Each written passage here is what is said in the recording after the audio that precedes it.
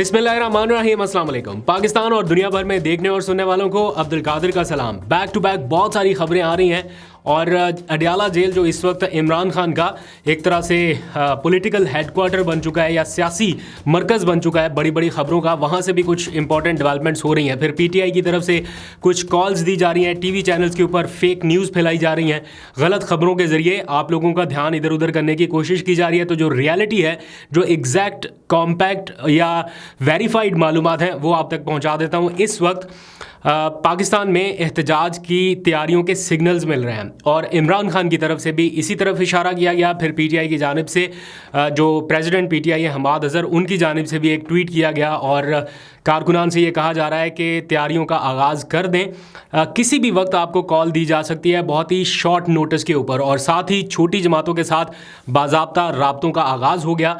इमरान खान ने मौलाना फजलुर रहमान समेत जो छोटी जमातें हैं, जो धांधली के हवाले से उनके साथ या उनकी आवाज़ के साथ आवाज़ मिला रही हैं, उनके साथ बातचीत का मैंडेट दे दिया है असद कैसर को। आज जेल में इमरान खान की चौथी सियासी शख्सियत से मुलाकात हुई है। इससे पहले उनकी सिर्फ वकला से मुलाकातें हो रही थी और आज चौथी मुलाकात हुई है। इस मुलाकात का जो नतीजा अखज़ किया जा रहा है, दैट इज़ के कोई इलेक्शन, कोई जमहूरियत या कोई भी हुकूमत वो नहीं मानी जाएगी जब तक अवाम का मैंडेट तस्लीम ना कर लिया जाए या जब तक इमरान खान खुद जेल से बाहर आके चीज़ों को एक्सेप्ट ना कर लें। आज इमरान खान से असद कैसर ने तकरीबन 10 महीने के बाद पहली मुलाकात की है अडयाला जेल में। इससे पहले रऊफ़ हसन मिल चुके, अलामा राजा नासिर अब्बास मिल चुके, जो सियासी शख्सियात में शामिल होते हैं। तो आज की इस मुलाकात के बाद असद कैसर ने एक चीज़ तो वाज़ेह की है कि इमरान खान एहतजाज की तैयारियों की तरफ बढ़ना चाह रहे हैं और उन्होंने आज शाम तक मुमकिन है कि वो किसी एहतजाज की तारीख का ऐलान कर दें, क्योंकि पीटीआई की तरफ से जो ऑफिशियल एलामिया जारी किया जा रहा है उसमें भी यही बताया जा रहा है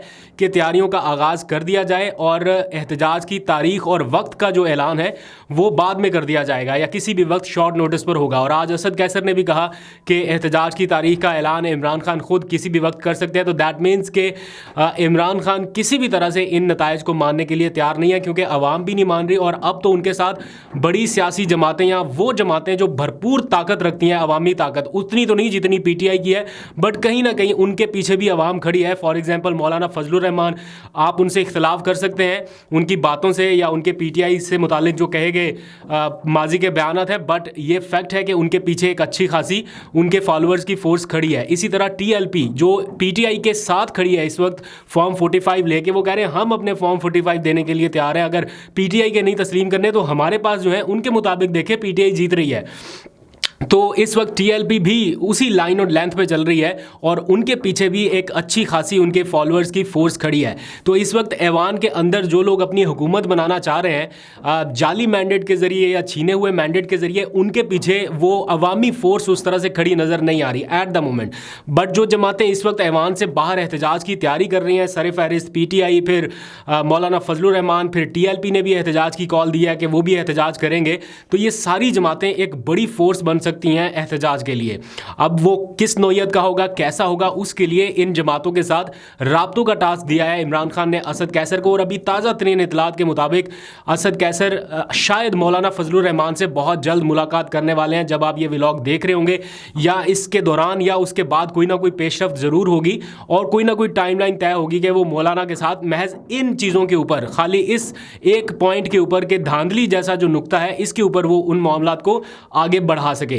तो मेरी इतला ये है कि ये मुलाकात किसी भी वक्त हो सकती है और जो मौलाना फजलुर रहमान को कवर करने वाले रिपोर्टर्स हैं वो ये बता रहे हैं कि कहीं ना कहीं कुछ सिग्नल्स मिल रहे हैं राब्तों के हवाले से या मुलाकात का वक्त तय करने के लिए। फिर इमरान खान ने जमात इस्लामी, फिर बाकी जो भी जमातें हैं, सिर्फ 3 जमातों को एक्सक्लूड किया गया है इस सारे मामले में, that is PMLN, Peoples Party और MQM। ये तीनों जमातें बराह रास्त मुलविस रही इमरान खान को इक़्तिदार से निकालने में और अब उनका मैंडेट छीनने के हवाले से।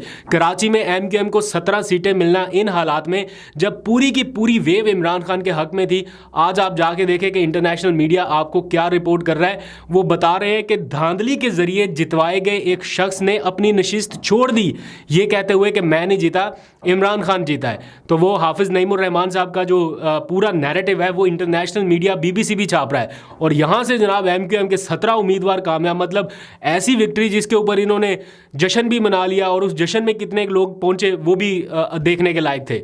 तो बहरहाल ये इस वक्त की जो चीज़ें हैं वो स्ट्रीमलाइन की जा रही हैं। तो टीवी चैनल्स के ऊपर कुछ फेक न्यूज़ भी साथ साथ मैं देख रहा हूँ, जिसमें ये बताया जा रहा है कि पीपल्स पार्टी के साथ मिलके कोई हुकूमत बनाने की तैयारी होगी खैबर पख्तूनख्वा में। अगर लेट्स सपोज इमरान खान ने पीपल्स पार्टी के साथ खैबर पख्तूनख्वा में हुकूमत बनानी है, तो फिर अवाम ने 2/3 अक्सरियत का मैंडेट क्यों दिया? फिर 2/3 अक्सरियत लेके PTI ने क्या करनी है? अगर बनानी होती लेट्स सपोज, तो फिर खैबर पख्तूनख्वा की बजाय मरकज़ में बनाते। असल चीज़ तो वज़ीर आज़म बनाना है, तो वो मरकज़ में क्यों ना बना लेते?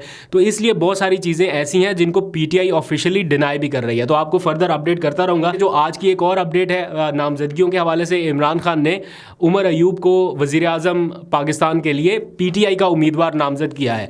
यानी ऐसा नहीं है कि एहतजाज के साथ साथ वो कोई ऐवानों से बाहर निकल के इस्तीफ़े दे के कोई एहतजाज करने की प्लानिंग कर रहे हैं। दैट इज़ अपनी जमहूरी आइनी कानूनी पोजीशन भी वाज़े रखनी है, लेकिन साथ साथ एहतजाज भी करना है ऐवान के अंदर भी और बाहर भी।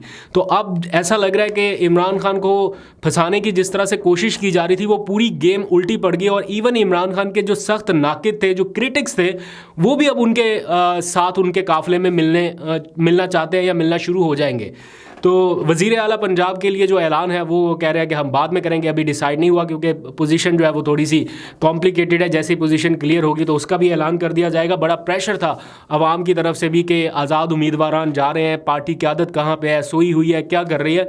तो पार्टी क़यादत कुछ ना कुछ यकीनन प्लान आउट कर रही होगी। तो इमरान खान ने ये तो डिसाइड कर लिया है कि वो असम्बली से किसी सूरत बाहर नहीं निकलेंगे, लेकिन अपना मैंडेट वापस लेने के लिए वो हर फोरम पर आवाज़ बुलंद करते रहेंगे। तो ये इस वक्त की ताज़ा तरीन सूरत हाल है। आलमी मीडिया क्या रिपोर्ट कर रहा है उसके हवाले से कॉम्पैक्ट डिटेल्स मैं कुछ देर में नेक्स्ट व्लॉग में शेयर करूंगा कि किस तरह से मैंडेट चोरी करने का इल्ज़ाम लगाया जा रहा है इन दो जमातों के ऊपर जो हुकूमत फॉर्म करने जा रही है, और किन अल्फाज में लगाया जा रहा है वो भी बड़ा एक हैरानकुन क्या बल्कि शर्मनाक है। मैं बीइंग पाकिस्तानी तो मुझे कोई खुशी नहीं होती कि इस तरह हमें इंटरनेशनल मीडिया पोर्ट्रे कर रहा है, और ख़ास तौर पर पाकिस्तान के बारे में, पाकिस्तान की मौजूदा सूरत हाल के बारे में और पाकिस्तान के मुस्तकबिल के बारे में जो बताया जा रहा है वो बहुत ही अलार्मिंग है। इसलिए इमरान खान ने भी जेल से बैठ कर यही मैसेज दिया कि नज़रसानी की ज़रूरत है। उन्होंने अमेरिका को भी एक तरह से ये मैसेज दिया है। आज असद कैसर बता रहे थे कि अमेरिका को भी ये कहा गया है कि वो भी अपनी पॉलिसी पर नज़रसानी करे। अगर अवाम का मैंडेट